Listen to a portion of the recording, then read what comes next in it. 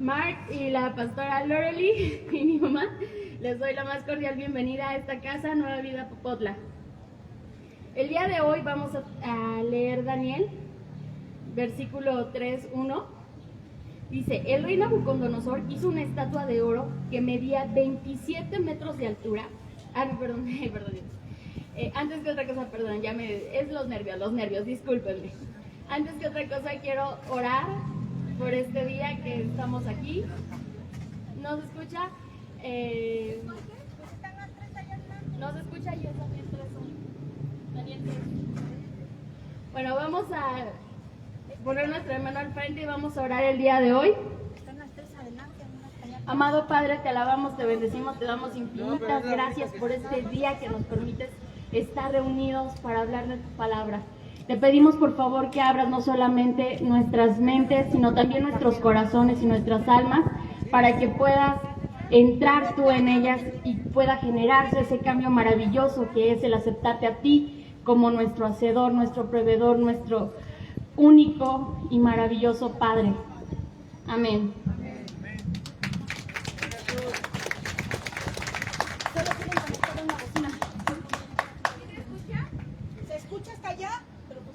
¿Sí me escucho? Sí. Sí, yo dije, no creí que no me escuchara. Bueno, vamos a iniciar con Daniel 3. Creo que no se ve en la Biblia, pero a ver, alguno de los chicos grandes y guapos que tenemos aquí que me auxilie. Que alguno de los chicos grandes y guapos que tenemos aquí que me auxilie. Creo que no hay, pero no sé. Ya me recorro para que puedan alcanzar a ver la pantalla. No se preocupen, hermanita, ya creo que ya se alcanzan a ver la pantalla. ¿No? Entonces sí nos tenemos que recorrer, ¿verdad? Aunque pisemos los cables. Perfecto. Gracias. Sí. No, sí, así, por ahorita así ya estamos creo que ya estamos grabando. Bueno, iniciamos en Daniel 3. ¿Ya todos tienen su Biblia abierta?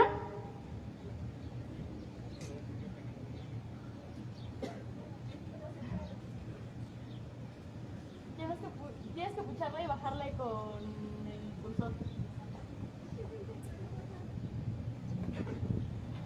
Bueno, se los leo yo. ¿Daniel 3 qué?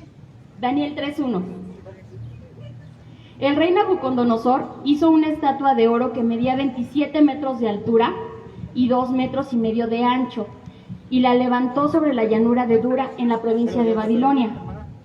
Luego envió mensajes a los altos funcionarios, autoridades, gobernadores, asesores, tesoreros, jueces y magistrados y a todos los funcionarios provinciales para que asistieran a la dedicación a la estatua que él había levantado. De modo que todas estas autoridades vinieron y se pusieron de pie ante la estatua del rey Nabucodonosor, que el rey Nabucodonosor había levantado. Entonces un vocero proclamó: gente de todas las razas, naciones y lenguas, escuchen el mandato del rey. Cuando oigan tocar la trompeta, la flauta, la cítara, la lira, el arpa, la zampoña, no sé qué sea eso, es un instrumento, aclaremos, el que sepa por favor luego puede pasarme el dato, y otros instrumentos musicales. Bueno, no se preocupen, yo los tengo. Inclinen rostro en tierra y rindan culto a la estatua de oro del rey Nabucodonosor. Sadrach, Mesach y Abed-Nego contestaron. Daniel 3:16. Aquí, para hacerles contexto, el rey Nabucodonosor tuvo un sueño y en base a este sueño erigió una estatua que no se sabe realmente si fue de él, si es que representaba a todos los dioses. Entonces nada más se dice que erigió esta estatua de oro. Entonces él pide que toda la gente rinda tributo, rinda culto, adore a esta estatua. Entonces de ahí nos vamos a Daniel 3:16. Y dice: Sadrach, Mesach y Abed-Nego, que son judíos, contestaron, porque ellos fueron a ellos van con el rey Nabucodonosor y le dicen que ellos particularmente no rinden esta alabanza, esta adoración a esta estatua que él erigió y que él mandó que se alabara. Entonces ya saben que nunca falta, va ahí otros magistrados y le dicen, es que ellos no rinden culto.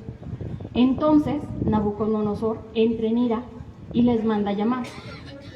Daniel 3:16 nos dice, Sadrach, Mesach y Abed-Nego contestaron, oh Nabucodonosor, no necesitamos defendernos delante de usted. Si nos arrojan al horno ardiente, el Dios a quien servimos es capaz de salvarnos. Él nos rescatará de su poder, su majestad. Pero aunque no lo hiciera, deseamos dejar en claro ante usted que jamás serviremos a sus dioses, ni rendiremos culto a la estatua de oro que usted ha levantado. Entonces Nabucodonosor se enfureció tanto con Sadrach, Mesach y Abed-Nego que el rostro se le desfiguró a causa de la ira. Mandó calentar el horno 7 veces más de lo habitual, porque él había dado el decreto de que quien no rindiera culto como él lo había mandado, iba a ser mandado al horno. Entonces, él entra en esta ira impresionante al sentir que lo han desobedecido y manda calentar el horno 7 veces más de lo que habitualmente estaría. Entonces, ordenó que algunos de los hombres más fuertes de su ejército ataran a Sadrach, Mesach y Abed-Nego y los arrojaran al horno ardiente. Así que los ataron y los arrojaron al horno, totalmente vestido con pantalones, turbantes, túnicas y demás ropas. Ya que el rey en su enojo había exigido que el horno estuviera bien caliente, las llamas mataron incluso a los soldados mientras los arrojaban dentro a los 3 hombres. Daniel 3:23 nos dice, de esa forma Sadrach, Mesach y Abed-Nego, firmemente atados, cayeron a las rugientes llamas. De pronto, Nabucodonosor, lleno de asombro, se puso de pie de un salto y exclamó a sus asesores, ¿no eran 3 los hombres que atamos y arrojamos dentro del horno? Sí, su majestad, así es, le contestaron. Miren, gritó Nabucodonosor, yo veo a 4 hombres desatados que caminan en medio del fuego sin sufrir daño, y el 4.º hombre se parece a un dios.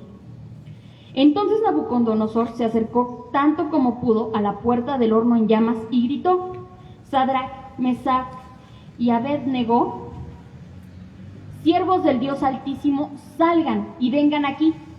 Así que Sadrach, Mesach y Abed-Nego salieron del fuego. Entonces los altos funcionarios, autoridades, gobernadores y asesores los rodearon y vieron que el fuego no los había tocado. No se les había chamuscado ni un cabello, ni se les había estropeado la ropa, ni siquiera olían a humo. Entonces Nabucodonosor dijo, alabado sea el Dios de Sadrach, Mesach y Abed-Nego. Envió a su ángel para rescatar a sus siervos que confiaron en él, desafiaron el mandato del rey y estuvieron dispuestos a morir en lugar de servir o rendir culto a otros dioses que no fuera su propio Dios. Por lo tanto, yo decreto, si alguien cualquiera, sea su raza, nación o lengua, habla en contra del Dios de Sadrach, Mesach y Abed-Nego, será despedazado y su casa será reducida a un montón de escombros. No hay otro Dios que pueda rescatar de esta manera. Esta prédica viene de la serie Intolerancia Religiosa. Ya ven que mi mamá les había comentado que íbamos a tomar ciertas prédicas de la tutela de Andrés Speaker. Entonces, de ahí estamos tomando esta enseñanza que nos viene el día de hoy. A mí me encanta esta lectura porque, como lo dice, no hay Dios que rescate de esta manera. No hay Dios tan grande. Seguimos. En Daniel 3:30 dice, luego el rey ascendió a Sadrach, Mesach y Abed-Nego a puestos aún más altos en la provincia de Babilonia.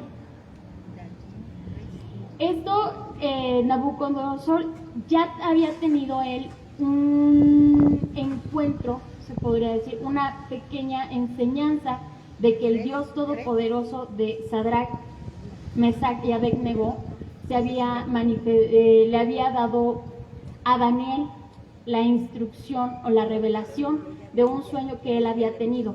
Entonces, con esta manifestación, él reconoce que el Dios de Sadrach, Mesach y Abednego era un Dios todopoderoso. No sé si alguna vez a ustedes les ha pasado esto de que se manifieste esta intolerancia a su fe, esta intolerancia religiosa, o que principalmente nos hayan acusado a nosotros de, por ser cristianos, ser intolerantes a otros credos, a otras formas de vida. Entonces, muchas veces se nos acusa de ser intolerantes, pero yo quiero que vean esta historia que nos ayuda a entender cómo funciona esa intolerancia y cómo los cristianos debemos vivir en una sociedad que se dice tolerante, pero que siempre está dispuesta a ser intolerante con los que son diferentes. Esta es la estructura que tenemos de ese tiempo en Babilonia. El rey Nabucodonosor levantó una estatua de oro y entonces él dice que todos tienen que venir a rendir culto. Ya sea de todas las tierras y lenguas, tienen que venir y adorar a esta estatua. En esa estructura que Nabucodonosor maneja, se puede llamar en la actualidad un gobierno pluralista. Él decía que podían adorar a todos sus dioses, que él no se metía con el credo que tuviera cada persona, pero que adicional a este tenían que reconocer y dar culto a los dioses de Babilonia. Entonces, él no tenía problemas con que adoraran a sus dioses, siempre y cuando adicionara la alabanza a sus dioses.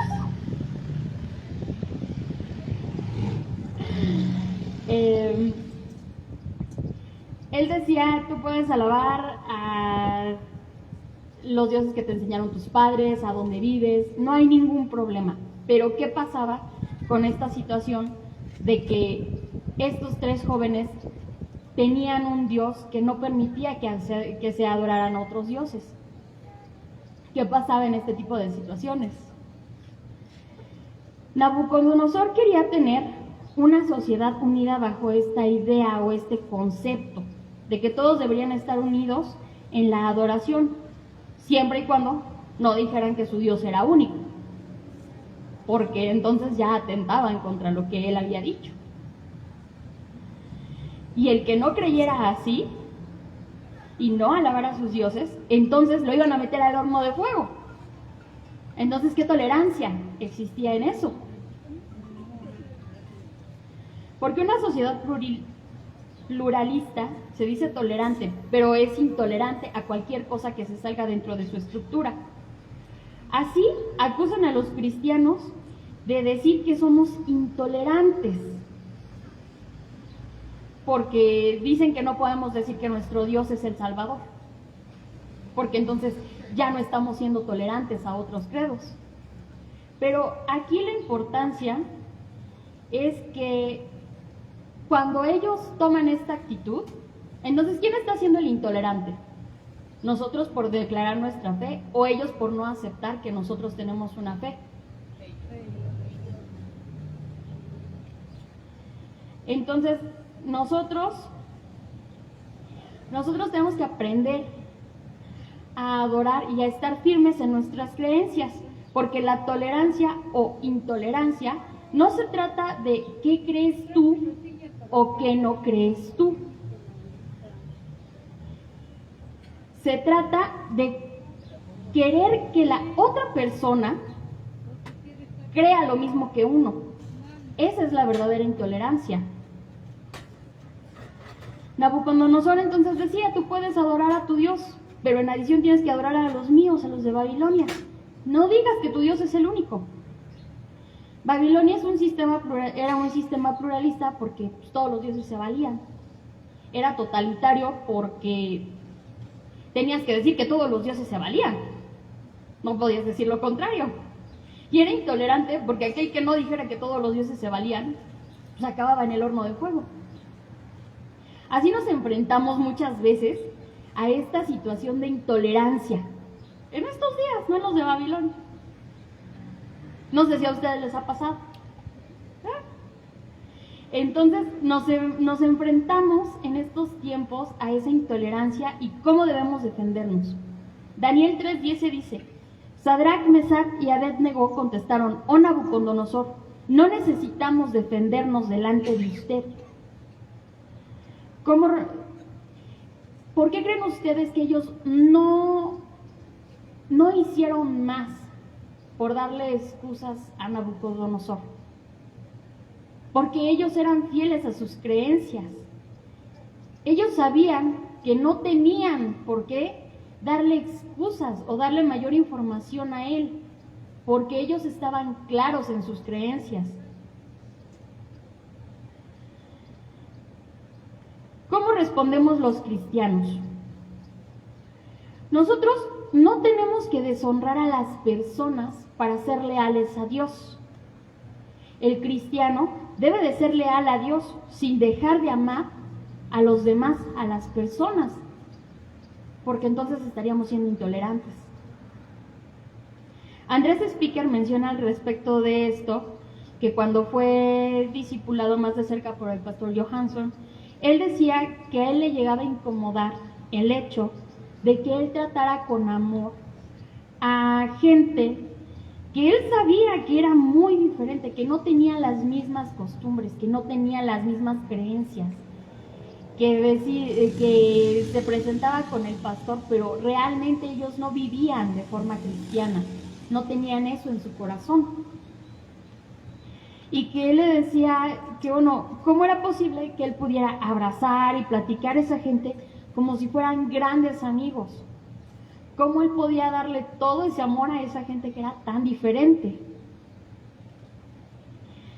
Que no sabía cómo pensaba diferente, que él creía que el pastor no sabía lo que hablaban esas personas o cómo actuaban. Entonces, a él le parece que así lo hicieron Sadrach, Mesach y Abed-Nego, porque no le dijeron: Nabucodonosor, pecador, vas a ver. No le dijeron satánico, pagano. Claro que no. Ellos, incluso se dice que hay una traducción donde le dicen: oh rey Nabucodonosor. Ellos siguieron honrando al mismo rey que los iba a matar. Ellos no empezaron a darle 1,000,000 de argumentos por los cuales ellos estaban en lo correcto y él no. Ellos no intentaron que él cambiara su pensamiento.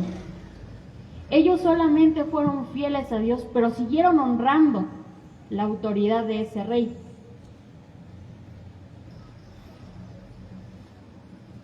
Ellos fueron leales a Dios y al mismo tiempo siguieron honrándolo. Y hay 3 cosas que vienen en esta prédica que me gustaría que se llevaran esta semana.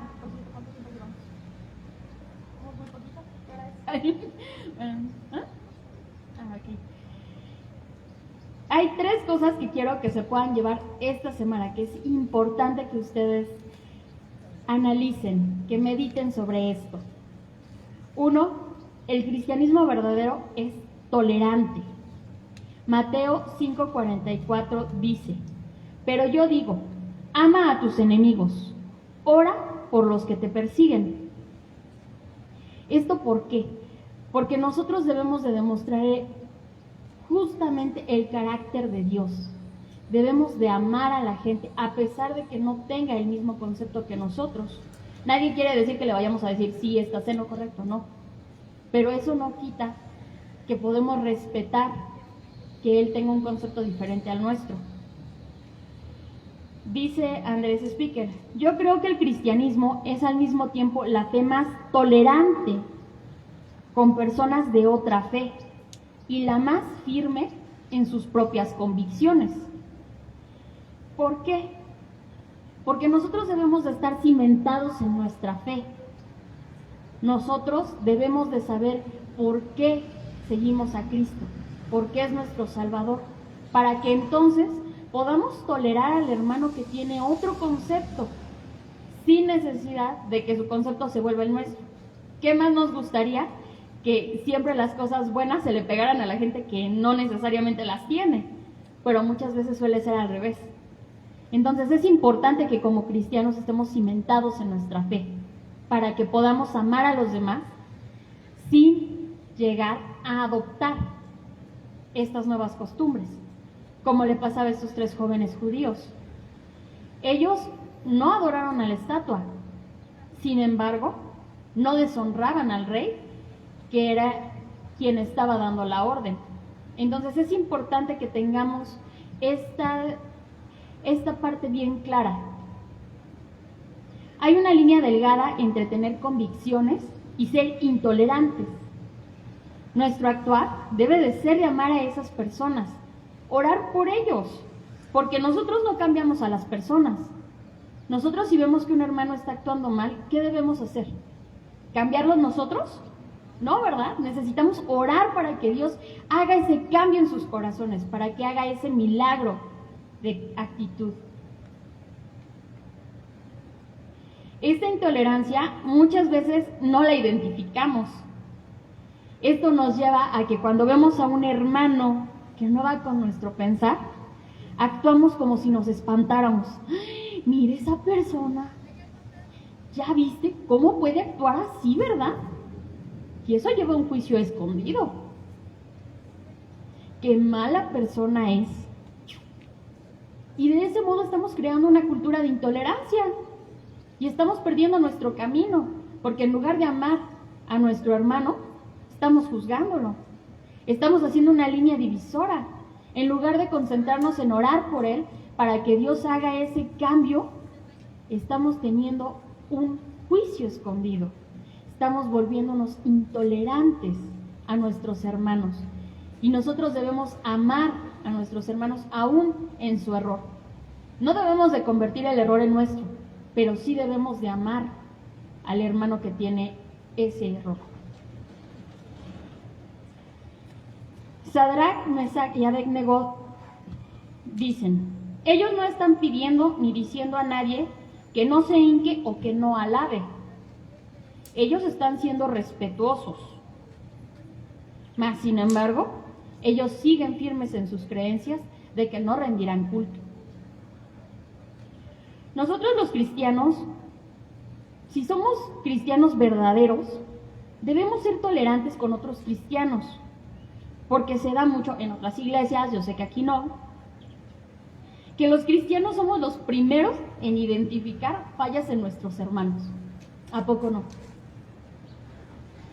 Hay que ser discípulos de Cristo, hay que vivir como Él, hay que tener este amor para con los demás. Hay que ser tolerante con esas doctrinas secundarias también. Por ejemplo, esto de poner el arbolito de Navidad. En la Biblia no hay ningún versículo que diga que está prohibido, pero tampoco es una doctrina principal, porque es costumbre. No quiere decir que es directa para nuestra salvación. Quiere decir que es algo que se va tomando conforme pasa el tiempo y se va adaptando a las sociedades. Pero no quiere decir que porque pongas el arbolito te vas a ir al infierno, porque eso no dice la Biblia. Esa es una doctrina secundaria. Como por ejemplo los que dicen que no se puede tomar. Bueno, a Dios no le gusta que te emborraches, pero nada dice que no puedas tomarte una copa, porque es una doctrina secundaria. Ningún versículo en la Biblia dice es que si tomas una copa de vino estás atentando contra Dios. Entonces es importante dentro de esta tolerancia que nosotros aprendamos a identificar qué es esta doctrina secundaria y qué es la doctrina principal, que es la que te dicta cómo debes de vivir. Gloria a Dios. Gloria a Dios. Entonces es importante que nosotros aprendamos a diferenciar este juicio que hacemos. 2. El cristianismo verdadero se demuestra. Mateo 5:16 dice: de la misma manera, dejen que sus buenas acciones brillen a la vista de todos, para que todos alaben a su Padre Celestial. Esto no quiere decir, aclaremos, que se hagan las cosas o se tenga el propósito de que la gente los elogie o los apruebe. Eso es vanidad. Eso no es lo que estamos buscando. Estos 3 jóvenes no publicaron, bueno, en ese tiempo no había redes sociales, pero no sé, si lo trasladáramos a nuestra generación, no hicieron cadenas de WhatsApp, no hicieron cartelones, no hicieron un debate público. Ellos solamente fueron fieles a Dios. Y no necesitaron que nadie reconociera o no reconociera o aprobara o no aprobara su actuar, porque ellos estaban cimentados en su fe.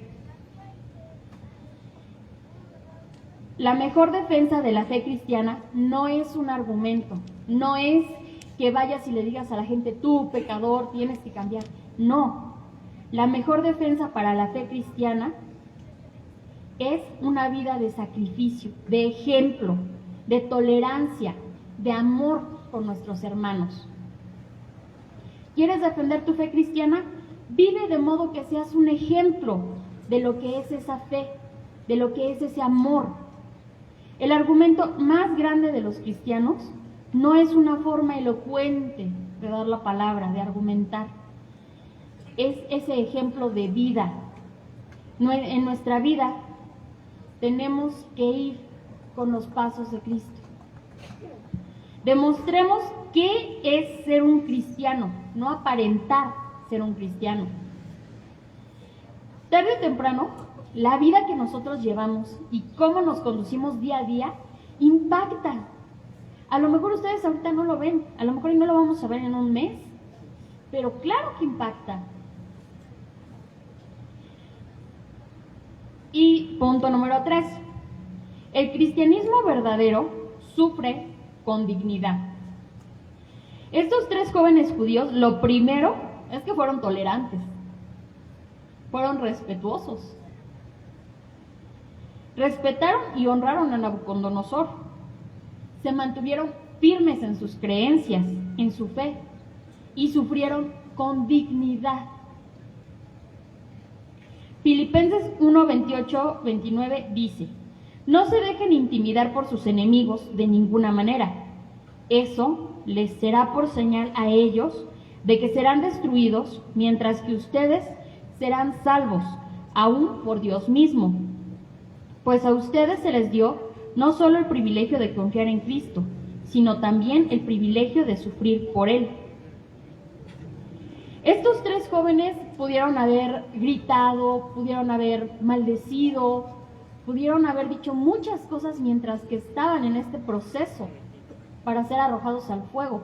Aún siendo arrojados al fuego, pudieron ellos haber hecho uso de muchos vocabularios, pudieron haber mandado maldiciones. Pero ellos estaban tan confiados y tan cimentados en su fe que ellos no necesitaban hacer nada de esto. Ellos no se quejaron, no profirieron maldiciones, simple y sencillamente fueron leales a Dios. Estos 3 jóvenes judíos, ¿cómo es que pudieron sufrir con dignidad? Pues porque sabían que Dios estaba con ellos y que aún este proceso sería para seguir siendo leales a Dios. Entonces por eso ellos no tenían este temor, esta sensación de querer maldecir. Nabucodonosor lo dijo: ¿qué otro Dios hay que pueda salvar de esta manera? Y ellos lo sabían. Uno pensaría que cuando no has leído todo este capítulo, se refiere a que ellos pensarían que los dioses lo que harían sería evitarles el dolor, pero a ellos les impactó cómo el Dios único estaría con ellos durante su sufrimiento, protegiéndolos dentro de este horno de fuego. Él nos puede librar de toda condición, pero Él nos acompaña cuando tenemos que pasar por este tipo de procesos. Él es el único Dios que está con nosotros durante este horno de fuego. Entonces, me gustaría que pensaran, ¿en qué horno de fuego los ha acompañado? Porque no solamente se trata de que lo sepamos, se trata de que lo vivamos como estos 3 jóvenes judíos, que lo sabían aún en su corazón. A Nabucodonosor y a sus asesores les impactó tanto que cuando los 3 judíos salieron, ni siquiera olían a humo. Como si uno de estar al lado de las llamas, ¿cómo te queda ese olor en la ropa? A ellos dicen que ni un cabello se les había chamuscado, ni siquiera olían a humo, aun cuando estuvieron dentro de las llamas. Jesús entró al horno máximo que fue la crucifixión para que nosotros sepamos que Él camina en el horno con nosotros. El hecho no es que suframos, el hecho es cómo tomamos este sufrimiento. Debemos de tomarlo con dignidad porque Dios está en el horno con nosotros. Entonces, es importante que nosotros tengamos bien claro esto en nuestra fe. Porque esto también nos va a dar esa tranquilidad para poder tolerar, para poder amar a nuestros hermanos. Yo sé que muchas veces se han oído en otras iglesias, aquí no, pero de repente es que la hermanita dijo tal cosa. Y entonces la otra hermana o el otro hermano se sienten agredidos y en su corazón hay tribulación. Pero a ver, si Dios está contigo en ese horno de tribulación, ¿por qué debes de temer? ¿Por qué no tener esa fe inquebrantable? ¿Por qué no estar cimentado en esa fe? Si Dios todo lo ha dado por nosotros, ¿por qué no estaría Él con nosotros en ese horno de tribulación? Entonces yo los quiero invitar a que se lleven estos 3 puntos para analizar esta semana. Lo repetimos. El primero, el cristianismo verdadero es tolerante. Fíjense en qué momento somos intolerantes en nuestra casa, en nuestro trabajo, y cómo Dios quiere que actuemos. Punto número 2, el cristianismo verdadero se demuestra. Seamos ese ejemplo. Que la gente diga, mira, es que él es cristiano, es que yo quiero tener una vida como él. Quiero conocer a Cristo como él lo conoce. Y 3, el cristianismo verdadero sufre con dignidad. Entonces, hermanos, muchas gracias por haberme permitido estar este día con ustedes. Vamos a hacer nuestra oración de diezmos y ofrendas. Y espero que este mensaje les sirva esta semana.